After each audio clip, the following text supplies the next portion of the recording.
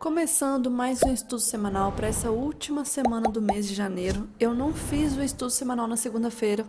Esperei passar alguns dias porque o mercado realmente está bem atípico. Nem vale muito a pena falar de algumas coisas do gráfico porque não está respeitando. Então preferi fazer hoje só para comentar como que foi os últimos dias, projeção para os próximos e principalmente citar a respeito de macroeconomia. E aí, antes eu começo a falar da minha análise, peço que você se inscreva ao canal, a opção vai estar abaixo desse vídeo. Curta o vídeo e compartilhe com os amigos. Dessa forma você vai ajudar o canal a crescer cada vez mais. Dito os avisos, bora lá pro gráfico. Falando primeiro em relação ao dólar. A respeito do dólar, eu tenho que olhar pelo tempo gráfico maior. Amanhã, inclusive, vai ser vencimento. Tá até um aviso aqui em cima. Preciso ressaltar que não estou achando ainda fácil operações de índice dólar. Nós estamos enfrentando um movimento bem atípico do mercado. Estou preferindo até ficar de fora, só observando mesmo, não me arriscar a esses movimentos, porque, como eu falo na aula de emocional, se esse tipo de mercado já é arriscado, por que eu vou me envolver em mais dias com risco, né? Então, prefiro esperar.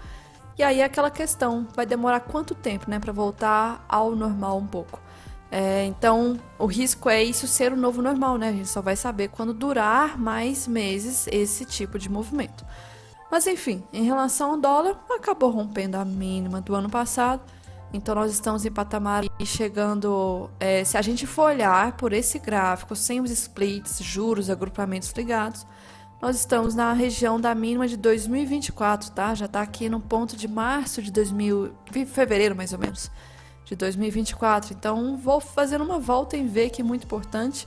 E se for ver em relação a essa volta em V, quer dizer, volta em A, se for realmente uma volta em A, a parte completa dessa volta é quando chegar nesse fundo. Então, se for olhar por isso, é esse fundo aqui mesmo, a região do alvo. Bate com uma região de suporte que temos aqui. Então, eu vou até tirar essa linha aqui. Essa linha acabou sendo rompida. Uma linha de 61 de reação. Essa linha roxa aqui, não esperava que fosse haver o rompimento. É uma linha lá de 2011, que eu venho falando dela já tem um tempo. Não é só daqui, tá? O dólar também lá fora, DXY, também está rompendo. E aí vem aquela situação que eu comentava desde algumas semanas e meses para trás. Se realmente haver o rompimento dessa linha, a gente vai estar enfrentando um movimento muito novo pra gente, que começou tem poucos anos aqui no mercado. Porque esse canal já vem formando há 15 anos, então é um rompimento de uma figura de 15 anos. E aí é tudo muito novo daqui pra frente, movimentos ficam um pouco estranhos. A queda está sendo muito forte, nós temos aqui 5 semanas consecutivas praticamente de queda. Se a gente for ver para trás, não é uma boa sequência. Aqui teve 2, aqui teve 4, depois corrigiu, 3, corrigiu. Aqui teve 3, 4, 5, corrigiu. Aqui teve 3, 4, 5, 6, 7, depois corrigiu aqui. Então, a média, mais ou menos, de 5 barras que tem de ter depois uma correção. Não é comum haver quedas consecutivas. Se a gente for ver, a última aqui foi essa: 3, 4, 5, 6, 7. Como eu disse, nós estamos com 5, então é mais ou menos a média, tá? Se a gente for olhar aqui atrás, ó, 4, 2, 2. Então nós estamos enfrentando um 4 aqui, por exemplo, correção depois. Movimento realmente atípico. Fora isso aqui, em relação à trava, preço bola vai ser R$ 5. E R$ 5 está mais lá embaixo ainda, tá? Então, um pouco distante. Deixa eu trocar a linha aqui. Vamos ver onde que está exatamente R$ 5. Está mais ou menos esse ponto aqui. Não tem nada de marcação para trás, de ser algum suporte ou resistência relevante. É fato de ser R$ 5 mesmo, só isso. Fora isso, vamos ver aqui de tempo gráfico alguma média, alguma coisa, porque realmente está complicado. Média 200 acabou sendo rompida, então nós temos o rompimento. Só que nós estamos chegando na região de FR sobrevendido e com divergência. Por que divergência? Nós estamos tendo fundos mais baixos e FR ainda não, tá? Então, um pouco de divergência aqui numa área extremamente importante. Se a gente for olhar para trás, ver como reagiu, né, quando tocou nessa área. Ó, vamos ver aqui, foi nesse ponto, corrigiu. Aqui, corrigiu. Aqui, corrigiu. Um pouco aqui atrás também corrigiu. Tocou aqui, corrigiu um pouco também. Aqui foi de 2022, teve uma correção muito boa. Não, parece que foi ontem isso aqui, quando eu analisei esse fundo duplo, etc. O tempo passa rápido. Temos aqui, também fez a correção. E para trás, Aqui também, na verdade aqui mais ou menos teve uma correção, mas isso foi em 2017, então assim, nos últimos movimentos, a gente teve uma correção. Então, poxa, vai desrespeitar novamente mais um indicador aqui? Porque poderia muito bem fazer uma correção agora, né? Mas enfim, voltando, agora vamos falar direto para os 5 minutos, porque enquanto estiver com movimentos assim, eu prefiro nem ficar falando muito. Espero o gráfico melhorar, depois a gente pensa em alguma coisa. A gente teve um movimento muito forte aqui na terça-feira. Foi uma queda absurda, muito, muito forte. Foi um movimento não só aqui, foi lá fora também, por causa do comentário do Trump falando que tá tudo bem, o dólar está caindo. Então, na hora que ele falou isso, foi mais queda ainda do dólar lá e aqui também. Então, foi muito forte, quase 100 pontos. Movimento que chegou em Keltner, não conseguiu passar do Keltner, ainda bem. Só que aí a gente sabe, geralmente, quando chega assim agressivo em Keltner, deixa o preço muito travado. Então é normal ficar travado. A gente teve o preço travado ontem e aí teve o preço travado ainda hoje. Então é como se fosse uma grande região de lateralidade aqui. Eu queria muito, muito que isso aqui fosse uma lateralidade para voltar a subir, porque eu não estou aguentando mais movimentos de queda. Se a gente for ver, tem muita queda, muita queda. Não tanto como o índice está subindo, mas essas últimas semanas teve uma queda muito forte do dólar. Demorou, né, para reagir, porque o índice estava subindo, subindo, subindo, subindo, subindo, e agora o dólar começa a reagir. E aí é interessante, às vezes eu já reparei isso no passado, que quando a gente tem esse movimento do índice, às vezes primeiro, quando o dólar começa a ir, já é um sinal de que o índice está para parar. Porque agora que o dólar está reagindo. Então, enquanto o índice só ia e o dólar não fazia nada, era uma coisa. Agora o dólar começou a fazer um movimento e o índice pode dar indicação de começar a parar. Porque o dólar ficou meio que atrasado nessa história toda. Poderia ter caído muito mais se for levar em consideração o que o índice fez, mas o dólar não fez muito assim, tá? Então foi um movimento bem tranquilo no geral, porque a pancada que foi aquele índice é coisa absurda. E aí tem a questão que também nos 60 minutos, ó, chegou avançado em Keltner, e aí tende a ficar o preço travado. E o dólar, mais do que o índice, não é comum de sair atravessando o Keltner, tá? Respeita muito as extremidades. Então, respeitou aqui. Se a gente for olhar para trás, ó, respeitou, voltou. Isso é os 60 minutos. Tocou, voltou. Tocou, voltou. Isso em 2024. Tocou, voltou, tocou, voltou. Então, tende a respeitar bastante. O terceiro canal testou, voltou. Isso foi em abril de 2024. Olhando para trás, teve lá também em 2023, testou, voltou, então sim, tende a respeitar.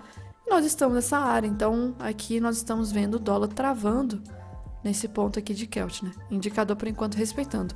Em relação à questão do indicador, o dólar está até sendo mais técnico do que o índice. Por mais que esteja esticado, nos últimos dias ainda está respeitando algumas coisas. O índice não.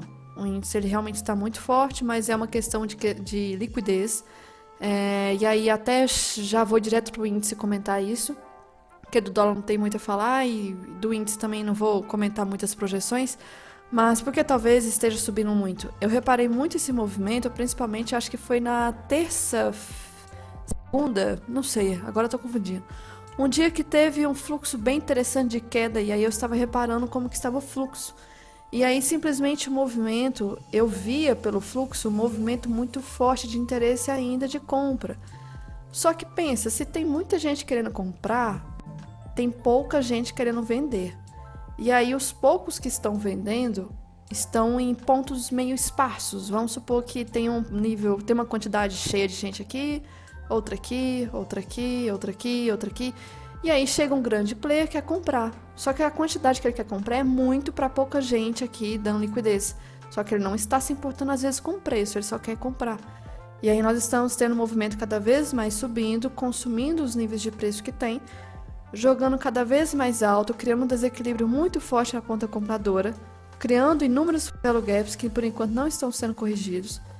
Simplesmente porque não tem liquidez suficiente, não tem pessoa suficiente para querer travar esse preço aqui. Qual que é o momento, então, que a gente pode esperar a trava, né? É o momento, talvez, dos compradores pararem um pouco de comprar, começar a ter um pouco de exaustão. Por enquanto, não tem sinal disso. E aí, a gente vem lá para o semanal. Vamos falar aqui do Ibov primeiro. Então, semana anterior à passada, assim, uma barra absurda. Muito forte essa barra. Uma barra que eu esperaria muito que seja, né, no caso, exaustão, porque a gente já teve aqui o movimento da impulsão, aqui foi uma deriva e aí esticou. E se a gente for ver em outros exemplos, que eu inclusive dou aula disso, né, isso aqui pode ser uma exaustão da deriva, porque tinha uma deriva, exaustão aqui muito forte, agora o meu interesse muito é que volte para baixo. Aqui, uma barra não é de ignição, não é, está longe das médias, esticado, então esperaria ser de exaustão. Vamos precisar muito dessa sexta-feira agora amanhã, no caso, para ver como que vai fechar essa barra atual. Vai que volte e feche dentro da máxima da barra anterior, né? Seria um ponto interessante. Outra questão que a gente pode comentar é a respeito desse canal, tá? Se a gente traçar canal aqui e jogar para frente, é a área do canal. Não quer dizer que houve rompimento ainda. É a área. Essa linha azul eu vou tirar porque não respeitou. E simplesmente o movimento foi direto na SLT. Eu não esperava que fosse fazer isso. Eu acho que muita gente não esperou isso. E aí, considerando aqui projeção, não tem projeção. Não tem. Porque a projeção mais recente é esse aqui. Já rompeu todos os alvos. Então não tem nada para marcar aqui. O movimento só está subindo.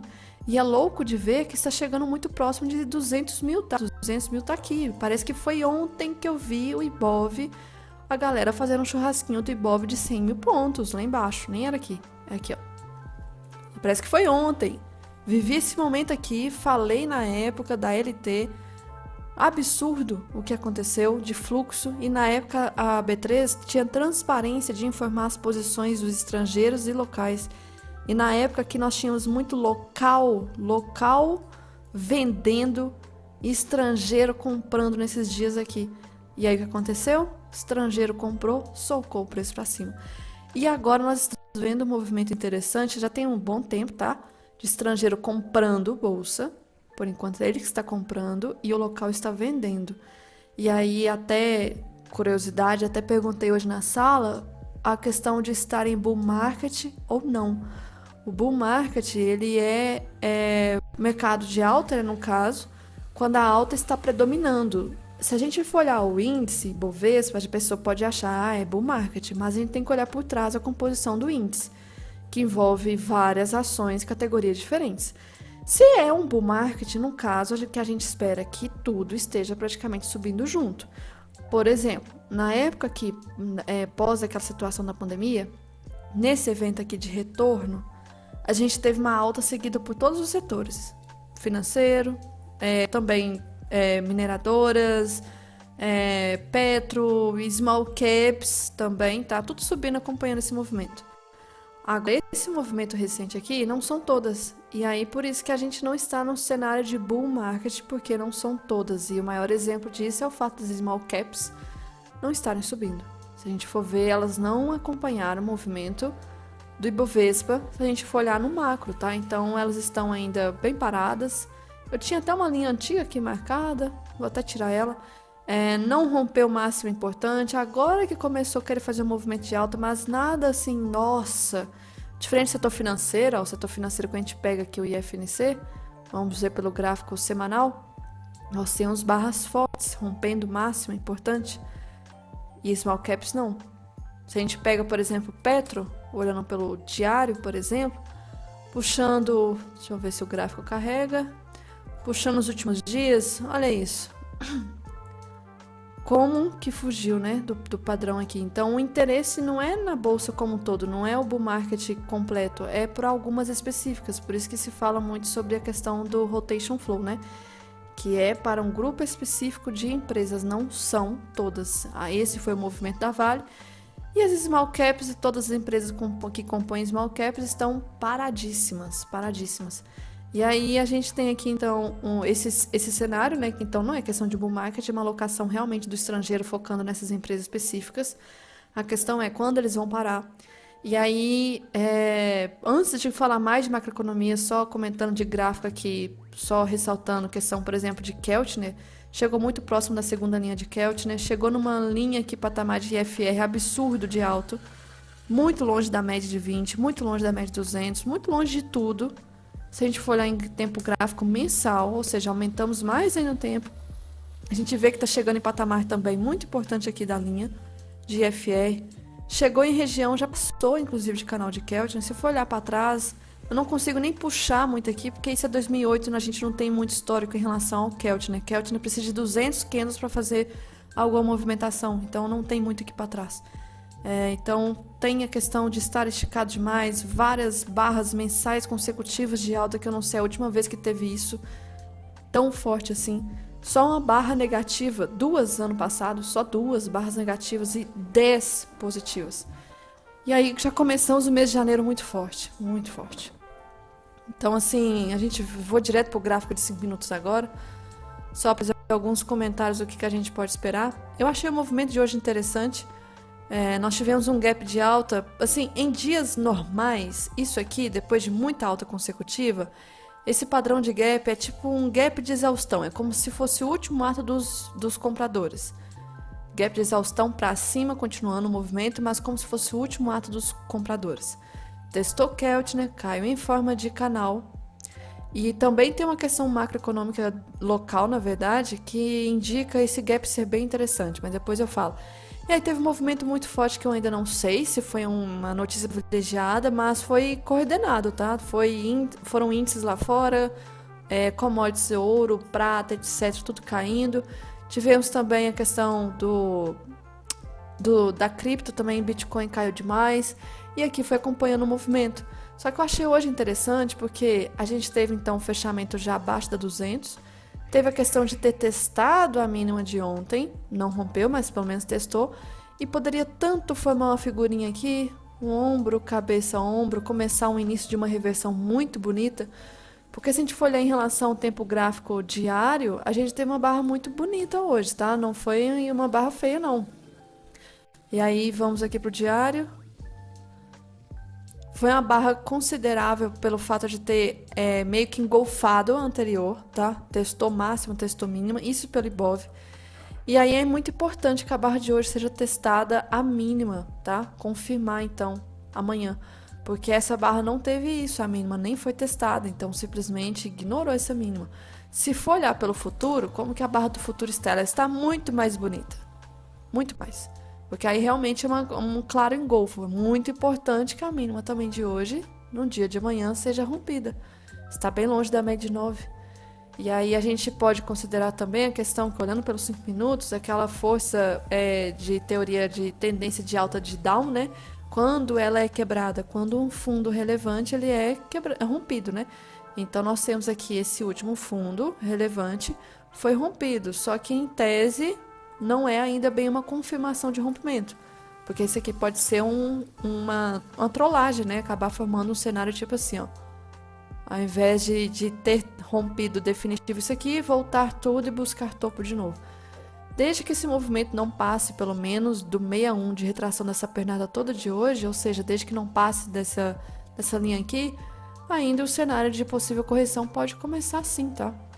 Seria o movimento mais maravilhoso possível. Começar a correção. O que me preocupa é a força que essa correção vai fazer quando ela começar a fazer. E aí, quando a gente leva em consideração a questão da VWAP mensal, praticamente amanhã é o último dia, onde que a VWAP mensal está lá embaixo. E aí, se não cair um pouco mais amanhã, a gente pode ter o mês seguinte querendo buscar essa VWAP mensal. 12, quase 13 mil pontos, uma distância muito forte. Então, uma correção seria muito interessante de acontecer. Mas aqui em relação a esse tipo de gráfico, não tem muito o que comentar, prefiro esperar o movimento ali do dia. E temos um grande problema. Se a correção começar a acontecer, a gente vai já pensar em vendas? Depende. Temos um problema ultimamente que está sendo a questão da volatilidade, justamente por não estar tendo liquidez. E aí acaba que uma ordem, às vezes, de 500 contratos, que às vezes não machuca, ultimamente está machucando. Aí é uma lapada para cima, lapada para baixo, e não parece aos olhos de quem não está se atentando a isso, mas barras pequenas estão com stops caríssimos. Por exemplo, essa aleatória aqui não parece, 530 pontos. Agora pense então, essa barra doji, quanto deve ficar? 1.500? Imagina alguém que entra antes de olhar quanto que está de stop. É uma barrinha doji dessa, 325. O que isso atrapalha pra gente? Se for entrar pra operação pro gráfico de candles, deu algum pullback, eu vou entrar numa venda, não entrar numa compra. seus stops vão ficar caríssimos. 600, 700, 800, bota aí essa quantidade para mais. Ah, então eu vou fazer a operação de Renko, porque Renko tem uma ali que é 160 pontos, né? Aí vem a questão, olha o tanto de bloco que está formando ultimamente. Olha a volatilidade. Nós temos aqui uma quantidade de 2.245 no DSR. 160 pontos estopa muito fácil. Muito fácil, vem muito fácil o movimento. Então tem que esperar acalmar a situação e voltar a um movimento mais tranquilo. Se a gente for puxar para o passado aqui, dias normais, por exemplo aqui, vamos supor, peguei um dia aleatório, fechou com 180 blocos mais ou menos.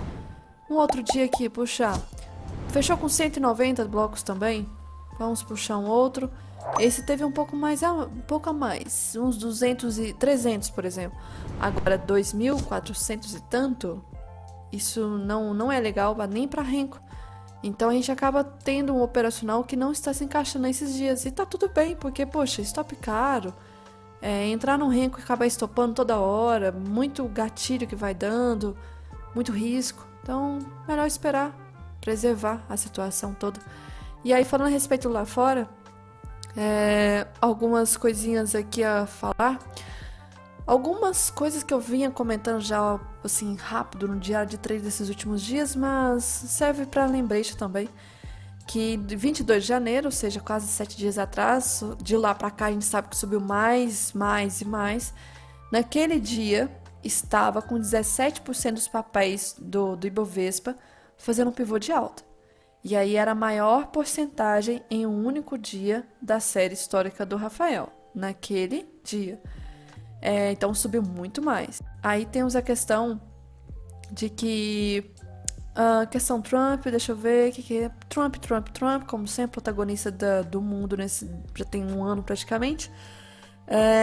A gente tem aqui a questão do ouro, essa imagem que eu acho bem interessante, né? Puxando para trás algumas outras situações no mundo, o que aconteceram. O ouro meio que antecipando certas situações. E a gente está tendo um movimento muito forte do ouro, tá? Muito forte. E detalhe, isso aqui é de 22 de janeiro, subiu muito mais que isso. Muito mais. Porque se a gente for ver essa imagem aqui, o ouro estava em quase 5 mil. E subiu mais em relação a essa imagem aqui. A gente tem a questão do fluxo, que está aumentando cada vez mais para o mercado emergente. Mercado emergente, eu não estou falando só Brasil, estou falando de outros índices também, tá? Mas nós estamos sendo protagonistas nesse fluxo do mercado emergente. Temos a questão também de... Deixa eu ver o que mais... Na semana passada, dia 23 de janeiro, a gente teve um movimento tão forte do Ibovespa que o fluxo, né, daquela quarta-feira, com o pregão com a maior alta diária do Ibovespa em 3 anos, teve aqui um movimento muito forte de dinheiro estrangeiro. Teve uns 3,5 bilhões no mercado à vista, que não é o que a gente opera, e 2 bilhões para o mercado futuro. E isso aqui não chega aos pés dos outros mercados que a gente tem lá fora, tá? É um valor bem irrisório, muito baixo. Outra questão que a gente tem também, que... A alta da semana passada, a gente teve no Ibovespa arredondando quase 10%, e a maior alta semanal do mundo. Tipo, o índice que melhor performou na semana passada.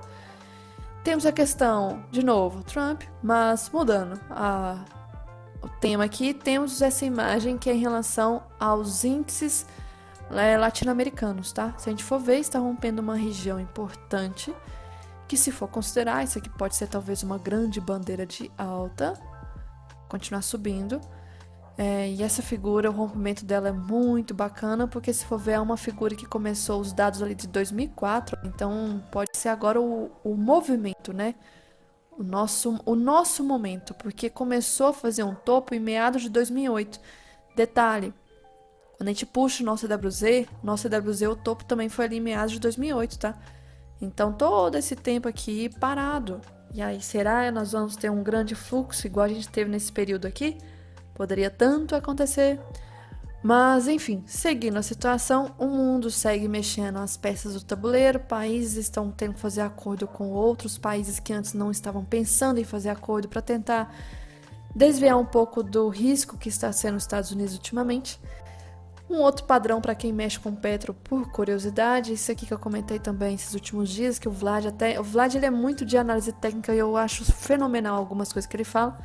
É um padrão talvez que nós estamos diante aqui. 4 barras de alta. Isso aqui, cada barra é um ano, tá? Não é 5 minutos, não é diário, é ano. Então, 4 anos de alta, 1 de correção. 4 anos de alta, 1 de correção. Será que nós estamos agora indo para o primeiro ano de correção, primeiro ano de alta de 4 que tende a vir? Então, só curiosidade, porque junta também com a questão de possível onda de Elliott, né? Onda 1, 2, 3, 4, 5, será? E também se pegar a projeção desse movimento aqui, bate com essa região aqui. Outra questão a gente teve, e ainda está tendo, prata, que não para de subir, tem 9 meses consecutivos de alta, tá? A maior, assim, alta consecutiva e maior que a gente tem da história. Tem a questão que... deixa eu ver o que mais aqui. DXY lá fora. Isso é a imagem desatualizada, porque é do dia 25. A LT que eu comentei que nós tínhamos aqui, tem lá fora. E lá fora também foi rompida. Atualizando aqui então. Vamos vir para cá. Então isso aqui é o gráfico. A LT está passando aqui, ó, azul. Então nós tivemos o rompimento dela. E é também lá de 2011 mais ou menos. Então tanto aqui quanto lá fora está rompendo. E aí nós temos também outro comentário que a respeito... Enfim, a situação interna nos Estados Unidos está um pouco complicado por causa dos agentes ali da ICE, né? Vamos ver quais vão ser os próximos capítulos, se isso vai acabar perdendo um pouco do controle. Mas focando no assunto aqui, outras coisas interessantes também, que tem a possibilidade de paralisação do governo norte-americano. Pelo menos nesse dia aqui, as apostas estavam altíssimas de que haveria uma paralisação até dia 31 de janeiro. Detalhe, amanhã é dia 30. Então, será que vai acontecer ainda alguma coisa amanhã ou essa paralisação vai ser prorrogada para o mês seguinte? De qualquer forma, não estão em condições de arcar com os gastos do governo, tá? A paralisação pode ocorrer a qualquer momento e está cada vez mais frequente isso aqui. Aí, seguindo, a gente tem aqui a questão, novamente, do fluxo. O mundo está notando essa questão do fluxo vindo para cá, aumentando muito. Nós temos uma barra aqui muito importante, que a última vez que aconteceu uma barra boa dessa aqui foi em dezembro de 2023, mais ou menos. E aí nós estamos tendo um fluxo bem interessante de fluxo gringo. A gente tem também aqui a questão de... Deixa eu ver o que mais... Esse aqui é o gráfico da Petro. Só que eu achei estranho... que tipo de gráfico é esse? Não sei que tipo de gráfico é esse. Porém, o gráfico que esse analista está vendo tem uma linha muito importante desde 2008 também. Ou seja, 2008 é um ponto muito, muito importante de um início de uma queda forte, né? E aí, essa linha está para romper. Inclusive, já rompeu. Se for ver pela imagem, dia 27, já rompeu com ontem e hoje. Teve um movimento forte aqui. E aí, se SLT ainda, a área, respeitar a região, pode ser uma resistência para começar a correção da Petro.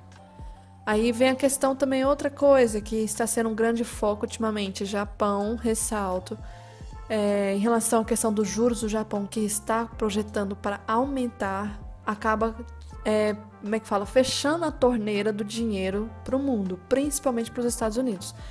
E aí, se for ver, por exemplo, o portfólio de investimento do Japão está praticamente, na verdade, ao contrário, tá? Tá certo. O portfólio de investimento do Japão, em primeiro lugar, adivinha quem que está? Simplesmente Estados Unidos. Então, assim, a maior parte do que o Japão meio que investe no mundo, na questão de investimentos ali, está em Estados Unidos. Aí, se vai tirando dinheiro dos Estados Unidos vai precisando mais de dinheiro. E a situação ali fica até um pouco mais arriscada também nos Estados Unidos. Por isso que um dos motivos do dólar cair é tornar a situação menos catastrófica possível. Porque se o dólar estivesse muito alto, isso ficaria pior. Seguindo, a questão de analisar a imagem do dólar com splits, juros, agrupamentos, etc. Quando a gente ativa, a gente está numa região de um fundo que é de 2019, não de 2024. Por quê? Porque aqui considera vários cálculos por trás. Então, é como se a gente estivesse vendo um gráfico que mostrasse pra gente de forma real do dia a dia qual que é o poder do dólar que está atualmente. É de 2019, não de 2024. 2024 não considera esses cálculos, mas a gente precisa olhar 2024 também, aquele gráfico ali, porque aí a gente consegue olhar o gráfico cru, sem interferência dessas coisas por trás. Agora, isso aqui tem cálculos por trás também. E por isso que a gente está vendo o fundo aqui de 2019. Então é como se fosse o padrão do valor do dólar para a gente está em patamar de 2019, tá? Voltando aqui, tanto é que a imagem não faz muito sentido, porque se a gente for ver, ó, o topo do dólar aqui, que foi em 2020, tá? Chegou em R$ 8. A gente sabe que, assim, o nominal não chegou a 8, mas assim, no dia a dia cotidiano, aquele período ali da pandemia, foi absurdo o valor, o poder de compra. Então, sim, se a gente considerar esses cálculos por trás, é como se o dólar tivesse R$ 8. Continuando aqui, e aí, outra coisinha. Se a gente for olhar o gráfico do Dolfood, que é o dólar cheio, a gente tem esse possível canal. E aí, esse possível canal, se a gente for olhar pelo mensal, a gente tem a possibilidade de estar se aproximando desse fundo. Detalhe que essa imagem de 2 dias atrás caiu mais, a gente sabe que caiu mais nesses últimos dias. E aí deve estar chegando bem próximo, na verdade, bem próximo não, porque aqui é quase 4,68, né? Tá longe. Mas caiu mais um pouquinho. E se a gente for olhar esse canal, se, né, o alvo é realmente ali, o dólar vai chegar a quase 4,60. Se for olhar pelo gráfico dessa forma.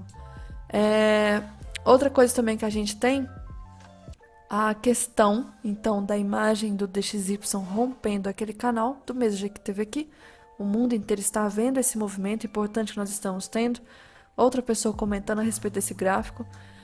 Temos outra questão também, que ó, teve o dia 27, né, que o dólar americano caiu para uma nova mínima de 4 anos, depois que o presidente Trump, nesse dia 27, disse que o dólar está indo muito bem.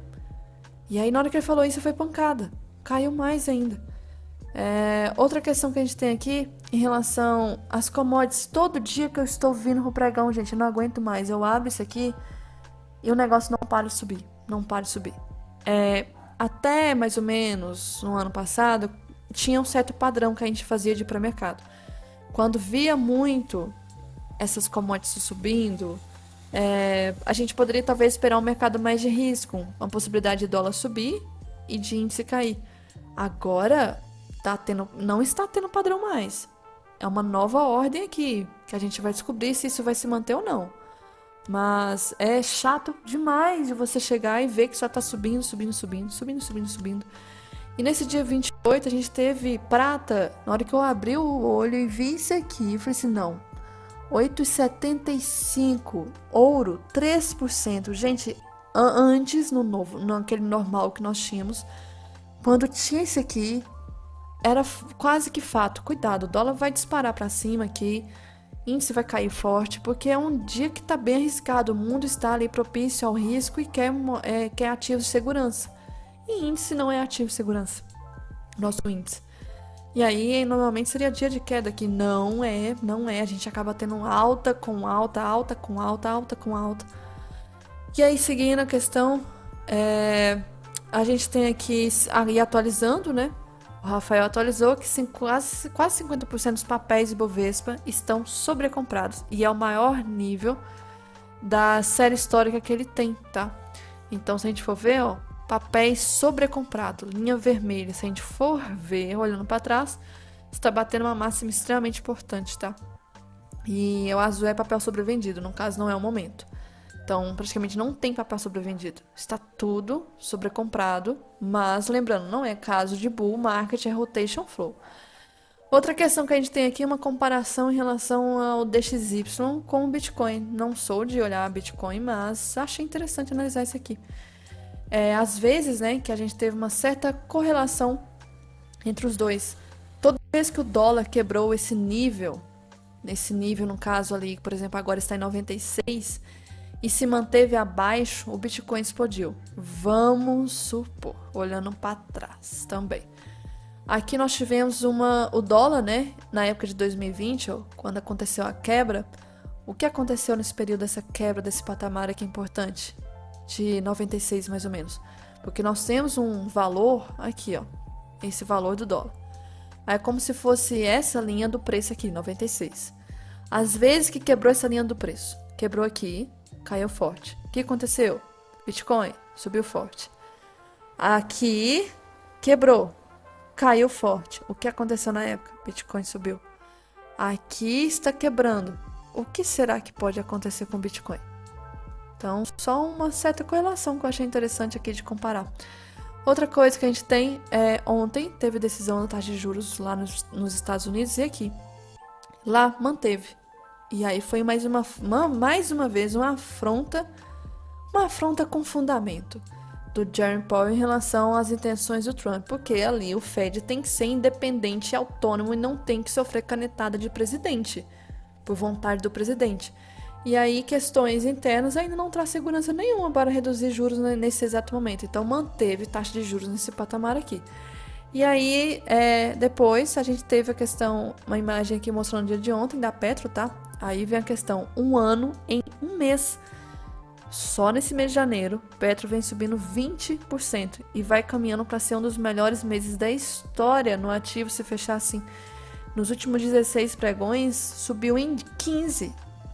E o range entre a máxima e mínima de 2025 foi todo de 27%, mais ou menos. E só em janeiro tá praticamente 26% da máxima mínima. Então, 1 ano em 1 mês. É o que a gente está tendo em alguns ativos importantes aqui agora. E não só aqui, tá? Porque se a gente for ver o Ibov como um todo, o volume que nós estamos tendo em janeiro de fluxo é quase mais da metade do que a gente teve em 2025 todo. Então, pensa só, se 2025 subiu, a gente sabe que Ibov subiu e que dólar caiu. Pensa só, 12 meses de alta, no geral. E aí, simplesmente, a gente tem 12 meses de alta de uma vez, violento, em 1 mês. Aí vai ser foda, né, pra day trade ali. É como se fosse, então, 1 ano em 1 mês. A gente está tendo 1 ano em 1 mês, também no Ibov no geral. Outra questão que eu acho interessante a gente acompanhar esse final de semana, porque geralmente certas coisas adoram acontecer no final de semana, só porque as bolsas estão fechadas. Foco em relação aos Estados Unidos e Irã, tá? Está tendo algumas movimentações importantes, certas ameaças nas redes sociais. Trump comentando, postando coisas, ameaçando, e o Irã não cedendo e fazendo ameações de volta para os Estados Unidos. E, enfim, então acho interessante a gente acompanhar essa questão esse final de semana para ver se vai acontecer alguma coisa, vai movimentar. Região ali é preocupante e importante para vários aspectos. Seguindo, então, hoje, na verdade, isso aqui foi ontem, ouro seguia novamente sua tendência de alta, acabando batendo aí a maior alta, maior ganho diário, no caso, desde março de 2020. E o que aconteceu em março de 2020? Uma explosão da questão do Covid, né? Os países tudo entrando em lockdown. O Brasil praticamente foi em março, pós-carnaval, né? Então, subiu muito, muito ouro. E não parava de subir. Aí depois o mesmo perfil postava atualizando. Subiu mais. Essa imagem estava em 5.31. 5.000, na verdade. 5.031 aqui. Agora 5,36. Então não parava de subir. E as ameaças continuavam do Trump em relação ao Irã. E aí depois a gente teve ontem a questão do Copom aqui decidindo por manter, tá, os juros em 15, que é um patamar bem alto. Só que vem um ponto importante, sinalizando o início de flexibilização, ou seja, de corte, já em março. Isso é muito importante, essas atas ali e também esses comentários, para a gente esperar para o próximo mês. O que a gente pode esperar para o próximo mês? No caso, o Copom nosso já vem informando a questão do corte. E isso aqui é muito importante. Porque quando a gente olha para o passado, muitos atrasados entram na bolsa quando já está cortando. Porque existe aquela famosa frase, quando os juros caem, a bolsa sobe. E o contrário. Só que os juros não caiu, porém a bolsa só está subindo. E aí, com o Copom ontem, está circulando muito notícia falando agora do Ibov, que o Ibovespa está subindo, sendo que semanas atrás ninguém falava de Ibovespa, agora virou manchete. O que esperar do Ibovespa? Com o Copom cortando em março, o que comprar? Então acaba atraindo muito fluxo de varejo, e isso pode ser um alerta para ser uma área de possível topo, tá? E vou mostrar uma outra justificativa para isso. Detalhe também que da outra vez que houve um corte de juros, eu não lembro quando que foi, mas na aula de macroeconomia, essa questão de corte de juros, de notícia precificada, eu mostro justamente um exemplo lá, que quando houve corte de juros, os noticiários, os influencers, tudo falava, hora de comprar a bolsa. O que aconteceu logo após o corte? Foram dias sequenciais de queda, porque a bolsa já estava subindo antes do dia do corte. Ela está subindo hoje, antes do dia do corte. No dia de cortar, não venha esperar que talvez vai subir muito mais. O momento já está aí, acontecendo por agora. Agora já saiu notícia no caso de que haverá um corte. Então, se acontecer realmente o corte em março, não é novidade para ninguém, porque meio que já foi antecipada há 45 dias. Outra correlação que nunca foi comum de se mostrar, mas esse Otávio ele pega umas correlações muito bacanas de comentar. Isso é em relação às ações do Brasil e Platina, tá? Platina, que não é nada comum de se comentar. Olha como vem andando sempre junto. Porque nós somos um país de commodities, né? Pode-se falar dessa forma. Mas eu acho que é muito mais além que disso, tá? Traduzindo aqui para vocês para facilitar, pensa da seguinte forma. A gente sabe que o ouro está subindo bastante. Aí, se o ouro está subindo muito, se tem muito investidor gostando do ouro, eventualmente essas pessoas podem passar a ir para outros ativos um pouco parecidos. Porque às vezes o ouro já está muito caro. Aí vai para, por exemplo, vai para prata, vai para cobre. Então começa a migrar para esses outros, inclusive estão subindo muito. E aí passa dessa categoria, se ainda está assim, bem quente esse tipo de investimento, se as pessoas estão aceitando muito commodities, acabam às vezes querendo até aceitar um risco para outras áreas. Aí começa a aparecer o que? Platina, paládio. E aí vai chegando um ponto que nessa fila de ordem de preferência vai chegar o mercado emergente ali. O mercado emergente e, por fim, no caso, incluindo ações brasileiras. Então, não estranha o fato, por exemplo, da gente ver aqui, né, esse movimento junto. Mas olha que loucura que nós estamos agora. A platina subiu tanto, mas tanto, que abriu uma boca aqui de divergência que não está conseguindo agora acompanhar com o movimento das ações no Brasil. Está com uma disparidade enorme. Aí aquela questão que a setinha colocou, será que a gente vai fazer esse movimento aqui junto? Não, eu acho bem difícil. Nossa, se acontecer uma coisa dessa, subir muito, muito mais para conseguir acompanhar. Mas essa disparidade aqui assusta, porque a gente não teve outro evento assim na história passada.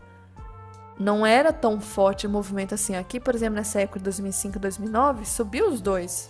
Aos poucos, mas subiu. Mas gritando desse jeito, nessa divergência absurda, que louco.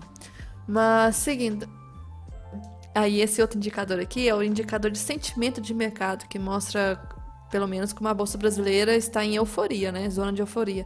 E aí, como todo mundo já deve ter ouvido falar, da euforia e do pânico, né? Então, são duas pontas totalmente diferentes. A gente teve um pânico muito forte ali na pandemia, quando caiu absurdamente muito, muito. Depois começou a voltar. E a euforia também ela acontece quando está aquela alta. E vem a euforia de pessoas talvez tentando comprar topo, com medo de perder mais ainda o movimento, o famoso FOMO, né? E aí a gente tem o sexto maior registro da nossa série histórica de 14 anos. E aí, curiosidade, primeiro sobre o indicador. Em 2017, o Ibov corrigiu de 5% a 10% nas 3 ocorrências que aconteceram naquele ano. Então, contando do momento entre o indicador marcar a euforia pela primeira vez e o início da correção, o tempo médio foi de 3 meses. Então, ainda assim, demorou para a correção acontecer. Aí, em 2018, saiu de 86 mil pontos Ibovespa para 71. E também demorou a média de 3 meses. Em 2020, quando teve pandemia, saiu de 118 mil para 63, coincidiu com o Covid. Depois de 3 meses também, então demorou um tempo. E em 2021, de 124 para 111. Aqui foi em um mês, após atingir o patamar de euforia. E curiosidade 2, as correções marcaram apenas topos locais. Os preços acalmavam em seguida e a tendência de alta logo voltava. Então, assim, é como se não é uma expectativa de que vai ser inicialmente uma correção, que pode ainda acabar subindo um pouco. E depois, em média de 3 meses, aí sim vem a queda forte. Então, conclusões, devemos ter um topo local da bolsa no curto prazo, 1 a 3 meses. Até lá, essa pessoa acha que agora as small podem performar, né? Porque já é hora delas performarem small caps. E não costuma esse indicador indicar reversão de tendência, apenas correção, porque geralmente é um bom ponto talvez de reentrada. E ele acha prudente, e que ele tem feito, né, comprar puts e fazer parciais. De resto, ter controle emocional. E esperamos 4 anos pelo bull market. Ele chegou, mas aí vem a questão. Bull market, muitos estão contra essa frase, pela questão de que não são todos os setores que estão subindo. Enfim, Outra questão que a gente teve aqui é questão de valor, né, de dinheiro, né, quando a gente vai falar de dinheiro, poder que alguns mercados têm comparado com outros.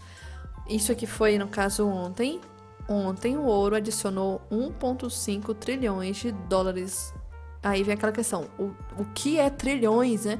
E ainda em dólares, em market cap, só no ouro. Aí quando a gente vem pro assunto Bitcoin, o Bitcoin é quase o tamanho do movimento que o ouro adicionou ontem. Então, o ouro é absurdo, né? Aí vem a questão, em 27 dias o ouro subiu cerca de 10 trilhões.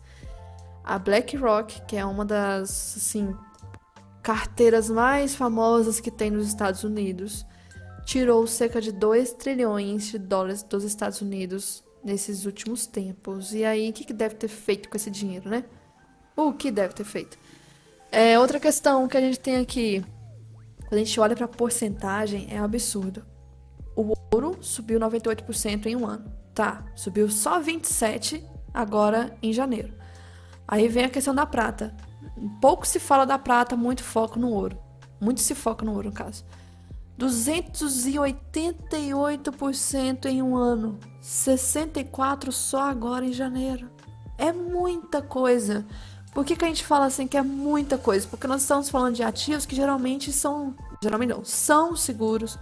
Não tende a ter essa volatilidade. É diferente, às vezes, você falar assim, uma meme coin, uma shitcoin, alguma coisa ali, movimentou-se tipo 80% no dia. É uma coisa. Agora falar de prata, de ouro, subisse tudo, meu Deus, é muito absurdo. A Vale não para de subir, né? Não para. Está subindo 80% desde o fundo que fez aqui embaixo. E aí vem a questão. Hoje nós começamos a ter um mercado um pouco mais sangrento, um pouco mais vermelho ali quando a gente puxa as ações.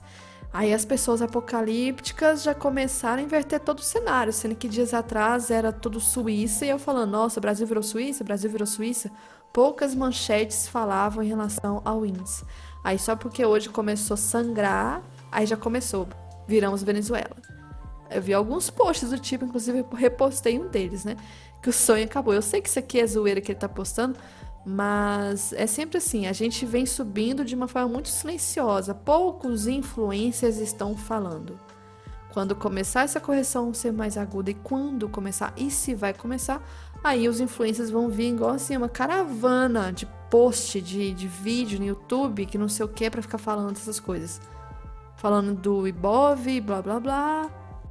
E compra Bitcoin. E não fala nada em relação a Ibov, nada em relação a ouro, nada. Compra Bitcoin. Nada. Mais nada. Aí vem uma coisa de curiosidade.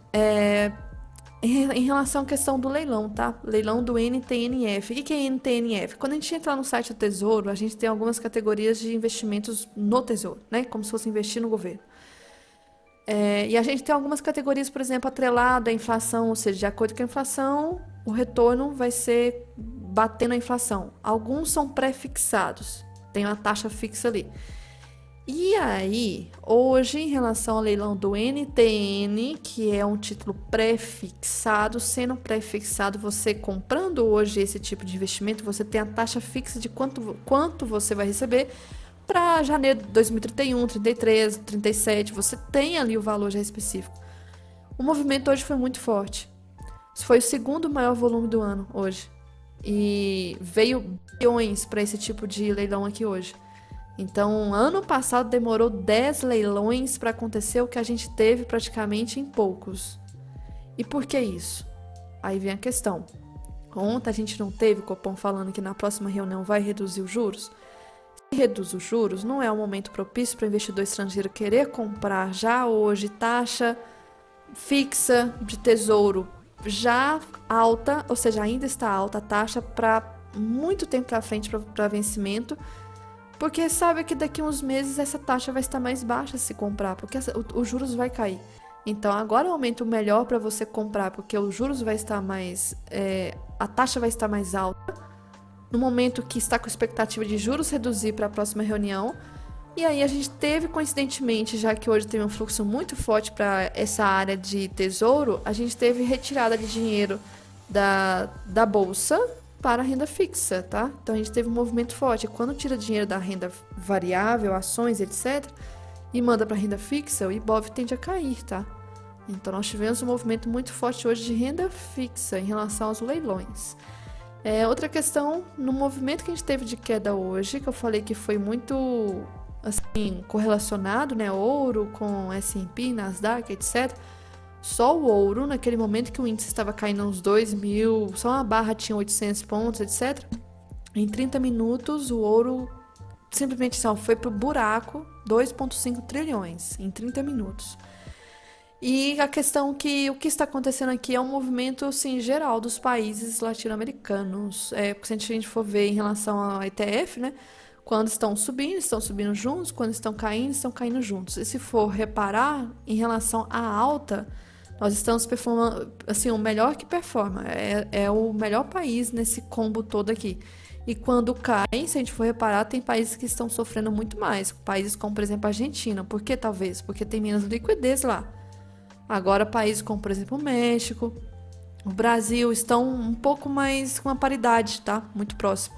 Mas também tem outros, tá? Tem Colômbia, etc. Mas, no geral, tá tudo acompanhando junto. O grupo cai, o grupo sobe, tudo junto.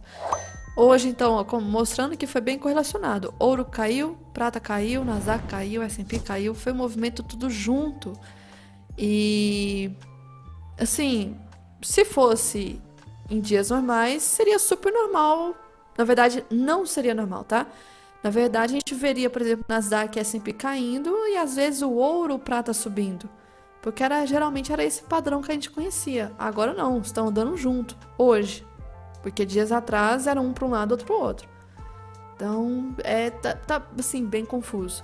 Outra questão também, quando a gente olha, por mais, né, que o Ibov tenha subido, não chegou ao patamar realmente que poderia estar. Porque se a gente for ver a questão do PL, né, do Ibovespa, o PL, a média, né, que geralmente tende a ficar nessa linha preta aqui, chegou. Mas está muito longe de patamares melhores, tá? Ou, aí vem aquela questão, chegou numa linha que é a média. Ou as empresas do índice lucram muito mais este ano, ou o índice está ficando caro, tá? Se for olhar pela questão das empresas, o PL. E outra questão que a gente tem em relação ao mercado lá fora, o S&P fazendo uma deriva aqui, uma possibilidade, um cenário para fazer talvez uma reversão, nós temos divergência ainda. E é engraçado, até falei isso mais cedo, que parece que realmente tiraram muito fluxo de investimento lá nos Estados Unidos, porque a bolsa parou nesses últimos dias, semanas. A bolsa lá parou e o fluxo está aumentando demais em mercado emergente, aumentando em commodities. E é lá, tranquilo, paradão, esse tempo todo aqui desde outubro. E nós, esse tempo todo, só paulada pra cima, sobe. Sigo ressaltando a questão do Irã. Algumas pessoas que ficam monitorando estão vendo certas movimentações importantes de aviões, de caças, etc. para aquela região. Alguns aviões de algumas pessoas importantes da região do Irã estão se deslocando para a Rússia, talvez em forma de proteção. E alguns aviões e também caças, etc., estão saindo da região dos Estados Unidos e indo lá para a região do Irã. E também nós temos o porta-aviões e tem outras coisas que foram usadas para a captura do Nicolás Maduro, tá? Também estão indo para a região do Oriente Médio. Então é um temazinho que vamos ter que acompanhar nesse final de semana. Outra questão aqui de curiosidade, em relação ao Canadá. Novamente o Trump mexendo os pauzinhos do tabuleiro. Em relação ao Canadá dessa vez. Só que agora a questão Canadá, ali nós temos nós temos províncias, né? Só que deixa eu mostrar para vocês o mapa. Então nós temos essas províncias. No caso são poucas, tá? São poucas. O Alasca está aqui, que praticamente é dos Estados Unidos. Mas o foco aqui é a província de Alberta. Não é onde fica a capital do Canadá. A capital do Canadá não fica aqui. Quando eu morei lá, foi na região da Colômbia Britânica. Mas quando eu fui para Alberta, ali é totalmente diferente, tá? A cultura, tudo. Parece tipo o Texas do Canadá. Totalmente diferente. As opiniões, o foco das pessoas. E também tem a questão da economia. Aqui tem muito petróleo, tá? Muito, muito petróleo. Não só isso, o turismo aqui é muito forte. É um lugar assim paradisíaco, tem as montanhas rochosas, é coisa assim absurda, é um luxo aquilo ali. Muito caro se viver naquela região.